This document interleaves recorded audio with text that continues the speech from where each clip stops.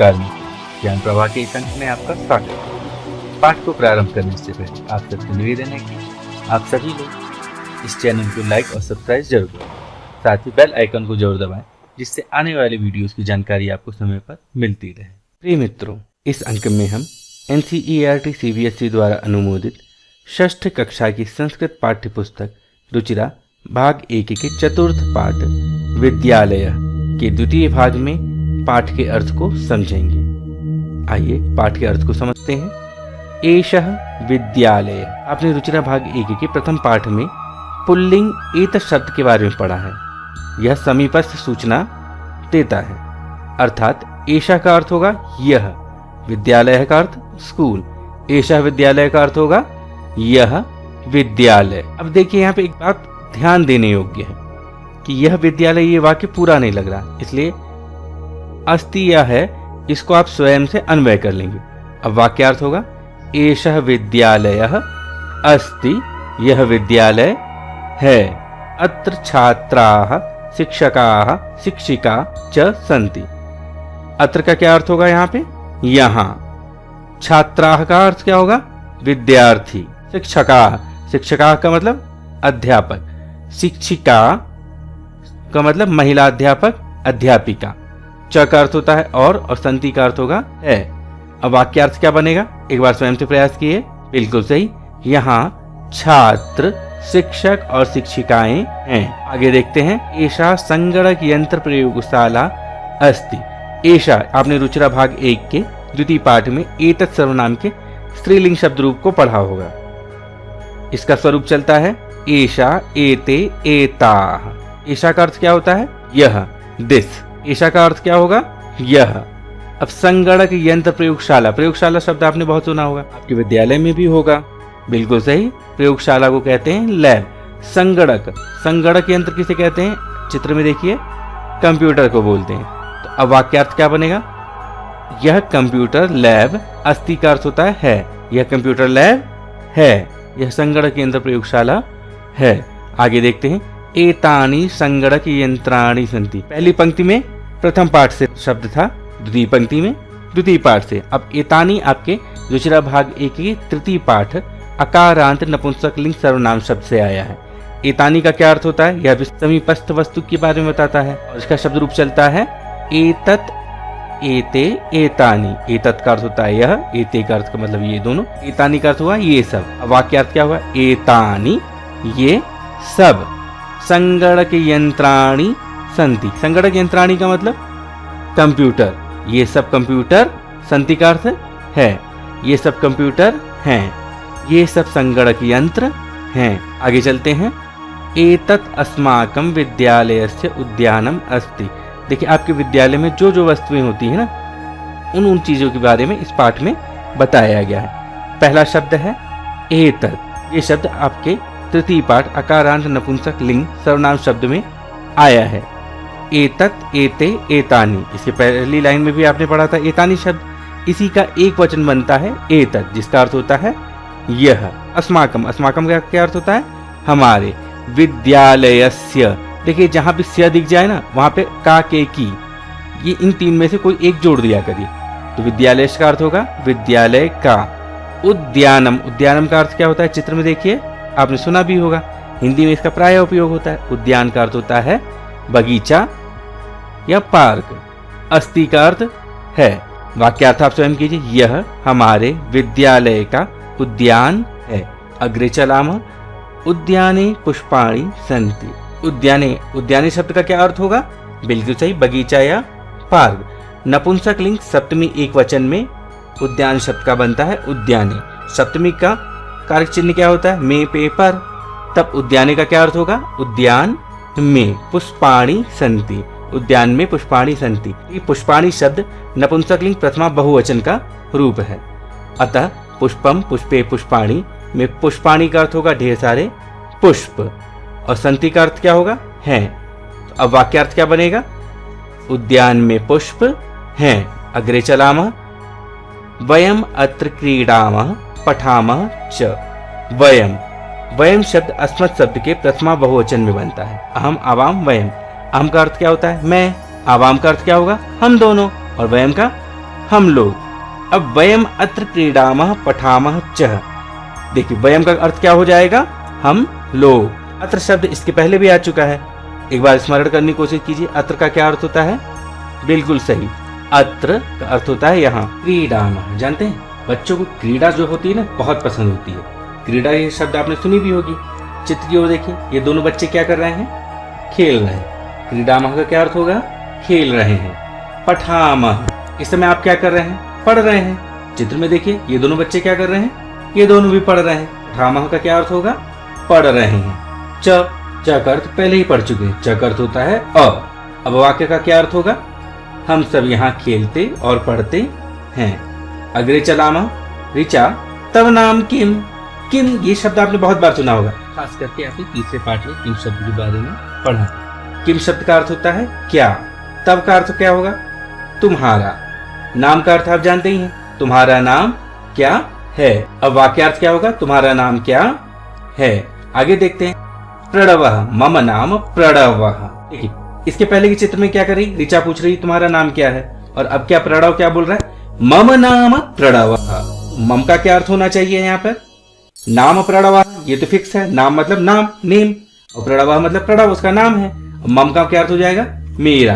अब वाक्यार्थ क्या हो जाएगा, मेरा नाम प्रणव है। तब नाम किम, पहले भी आ चुका है तब नाम किम। तब नाम किम में तब का क्या अर्थ है, तुम्हारा। नाम का अर्थ नेम और किम का मतलब क्या। अब वाक्यार्थ क्या होगा, तुम्हारा नाम क्या है। आगे चलते हैं, मम नाम ऋचा। यहाँ देखिए मम नाम ऋचा, इसके पहले पंक्ति में क्या था, मम नाम प्रणवः। दोनों पंक्ति एक जैसी नहीं, बस ऋचा ये जो नाम है ये बदल गया है। तो मम का अर्थ क्या था, मेरा। तो वाक्यार्थ क्या हो जाएगा, मेरा नाम ऋचा है। अब यहाँ देखिए, त्वम कुत्र पठसि। त्वम युवाम, यूयम में त्वम का अर्थ होता है तुम, युवाम का अर्थ होता है तुम दोनों, और यूयम का अर्थ होता है तुम लोग। तो त्वम कुत्र पठसि, त्वम का क्या अर्थ होगा, तुम। कुत्र का अर्थ हो जाता है कहाँ, पठसि का अर्थ हो जाएगा पढ़ते हो, तुम कहाँ पढ़ते हो। अब ऋचा यहाँ पूछ रही है कि तुम कहाँ पढ़ते हो। अब देखिए प्रणव क्या उत्तर देता है, प्रणव बोलता है अहम अत्र एव पठामि। अत्र का क्या अर्थ था आपको याद ही होगा, और अहम आप जान ही रहे, अहम का अर्थ होता है मैं। अत्र आप पहले भी पढ़ चुके हैं, अत्र का क्या अर्थ था, यहाँ। अत्र एव पठामि, जानते जब किसी चीज पे आपको जोर देना हो ना तो हम एव लगा देते हैं। एव का अर्थ होता है ही, पठामि का अर्थ होता है पढ़ता हूँ। पढ़ती पढ़ता पठंती, ये आपने पढ़ा है ना, पठती पठता पठत, पठामि पठावा पठामा। पठामि उत्तम पुरुष एक वचन में बनता है। तो अब वाक्यार्थ हो जाएगा, प्रणव क्या बोलता है, मैं यही पढ़ता हूँ। आगे देखते हैं, ऋचा अहम अभी अत्र एव पठामि। देखिए इसके पहले प्रणव ने क्या कहा, अहम अत्र एव पठामि, मैं इसी विद्यालय में पढ़ता हूँ। अब ऋचा क्या उत्तर दे रही है, अहम अपि अत्र एव पठामि। अहम मैं, अपि भी, अत्र एव ही, अत्र यहाँ, एव ही, पठामि का क्या अर्थ हो जाएगा, पढ़ती हूँ। अब क्या अर्थ होगा, मैं भी यही पढ़ती हूँ। देखिए जब दो लोग एक स्कूल में पढ़ते हैं तो क्या होता है, प्रायः वे दोनों आपस में फ्रेंड हो जाते हैं। तो ये भी क्या कह रही, इदानीम अब आवाम हम दोनों। आवाम का अर्थ क्या है, हम दोनों। मित्रे स्वः, मित्र हैं। अब हम दोनों मित्र हैं। क्या अर्थ क्या हो जाएगा, अब से हम दोनों मित्र हैं। आगे चलते हैं, शिक्षिका छात्रा यूयम किम कुरुथ।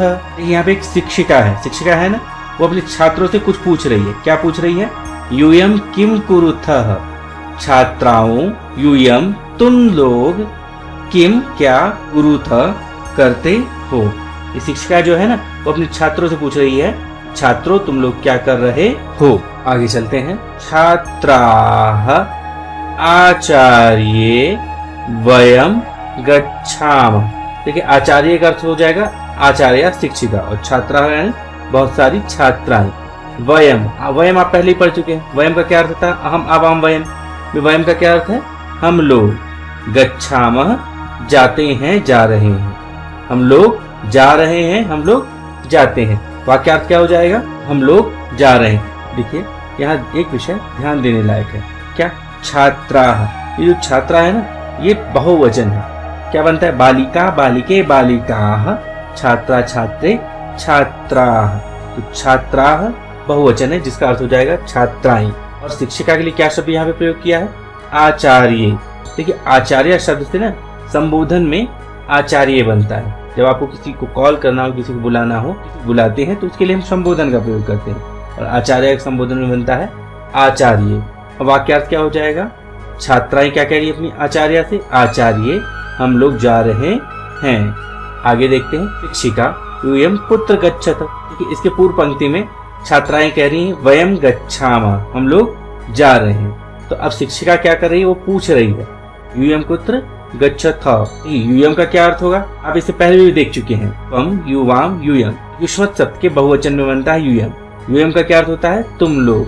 तुम लोग, कुत्र भी आप पहले पढ़ चुके हैं। कुत्र का अर्थ होता है कहाँ। तुम लोग कहाँ जा रहे हो। वाक्यार्थ हो जाएगा तुम लोग कहाँ जा रहे हो। छात्राः वयम सभागारम गच्छामः। इसके पूर्व पंक्ति में पूछा था यूयम कुत्र गच्छत। अब ये छात्राएं जो है ना, इसका उत्तर दे रही है। क्या उत्तर दे रही है? वयम सभागारम गच्छामः। वयम का क्या अर्थ था? हम सभी। सभागारम, सभागारम जानते हैं क्या कहते हैं? Community hall. कम्युनिटी हॉल को सभागार कहते हैं। तो वयम हम लोग सभागार को जा रहे हैं। वाक्यार्थ हो जाएगा हम लोग सभागार को जा रहे हैं। शिक्षिका युष्माकम पुस्तकानि कुत्र सन्ति। तो यहाँ शिक्षिका पूछ रही है, क्या पूछ रही? युष्माकम पुस्तकानि कुत्र सन्ति। देखिए यहाँ भी ये पुस्तक शब्द ना, ये बहुवचन है। पुस्तकम, पुस्तके, पुस्तकानि। एक पुस्तक, दो पुस्तक, बहुत सारी पुस्तकें। तो युष्माकम का क्या अर्थ हो जाएगा? तुम लोगों की पुस्तकें कुत्र कहाँ सन्ति हैं। तुम लोगों की पुस्तकें कहाँ पर हैं। तुम लोगों की पुस्तकें कहाँ हैं। आगे देखते हैं, युष्माकम पुस्तकानि अत्र सन्ति। इसके पूर्व जो शिक्षिका है ना, वो पूछ रही है युष्माकम पुस्तकानि कुत्र सन्ति। इसकी अगली पंक्ति में उन लोग उत्तर दे रहे हैं अस्माकम पुस्तकानि अत्र सन्ति। देखिए अब यहाँ पे शिक्षा ये पूछ तो ली कि तुम लोग की पुस्तकें कहाँ हैं। अब छात्राएं क्या उत्तर दे रही हैं? अस्माकम पुस्तकानि अत्र सन्ति।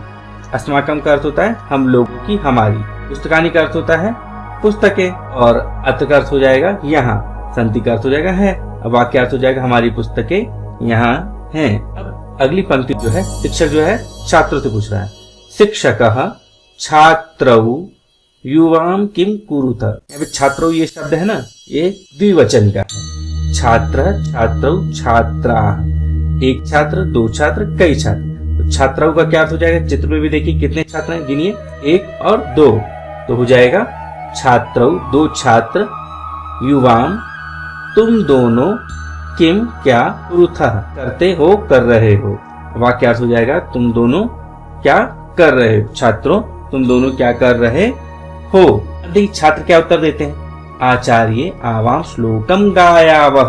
जो छात्र है ना, वो क्या बोल रहे हैं? आवाम श्लोकम गायावह। किससे बोल रहे हैं? शिक्षक से बोल रहे हैं। आचार्य, आचार्य से बोल रहे हैं। संबोधन है देखिए यहाँ पर भी, आचार्य, हे आचार्य, आवाम हम दोनों, श्लोकम श्लोक को, गायावह गा रहे हैं। हम दोनों श्लोक को गा रहे हैं। आगे देखते हैं शिक्षक क्या बोल रहा है। शिक्षक शोभनम किम युवाम श्लोकम न लिखता।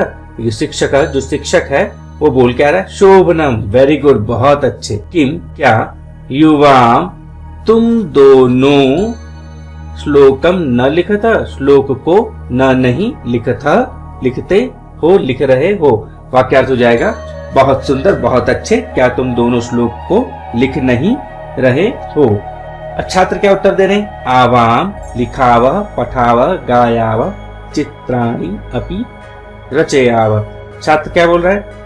हम दोनों लिखावह। देखिए चित्र में देखिए क्या कर रहे हैं? लिख रहा है। तो लिखावह का क्या अर्थ हो रहा है? लिखना। पठावह, पठावह का क्या अर्थ होगा? पढ़ या पढ़ना। गायावह, गायावह का क्या अर्थ हो जाएगा? ये चित्र देखिए क्या कर रहा है। देखिए इस चित्र को ध्यान से देखिए। इस चित्र में ये बालक क्या कर रहा है? गाने को गा रहा है। तो गायावह का अर्थ हो जाएगा गाने को गाना। अच्छा एक और चीज यहाँ पे ध्यान रखिए, ये क्रियाएं है ना, लिखना, पढ़ना, गाना, इनके साथ लिखते हैं, पढ़ते हैं, गाते हैं, अथवा लिख रहे हैं, पढ़ रहे हैं, गा रहे हैं, ऐसे आप जोड़ते रहिएगा तो आपको वाक्य बनाने में आसान रहेगा। चित्राणि, चित्र का अर्थ क्या होता है? पिक्चर। अपी का अर्थ क्या हो जाएगा? भी। रचयावह, रचयावह का अर्थ होता है बनाना, चित्र को बनाना। चित्राणि अपि रचयावह का अर्थ हो जाएगा चित्र भी बना रहे हैं। पूरे वाक्यार्थ को देख लेते हैं। हम दोनों लिख, पढ़, गा, चित्र भी बना रहे हैं, अथवा हम दोनों लिख रहे हैं, पढ़ रहे हैं, गा रहे हैं, चित्र भी बना रहे हैं, अथवा हम दोनों लिखते हैं, पढ़ते हैं, गाते हैं, चित्र भी बनाते हैं। अब वाक्यार्थ देख लेते हैं। छात्र क्या बोल रहे हैं? हम दोनों लिख पढ़ गा चित्र भी बना रहे हैं। मैं आशा करता हूँ कि इस पाठ को समझाने का मेरा यह प्रयास सफल रहा होगा। फिर भी आपको किसी स्तर पे कोई कठिनाई महसूस हुई तो आप मुझे नीचे कमेंट बॉक्स में पूछ सकते हैं। मैं यथासंभव आपकी कठिनाई दूर करने का प्रयास करूंगा। धन्यवाद। नमो नमः। अगले अंक में पुनः मिलेंगे। नमस्कार।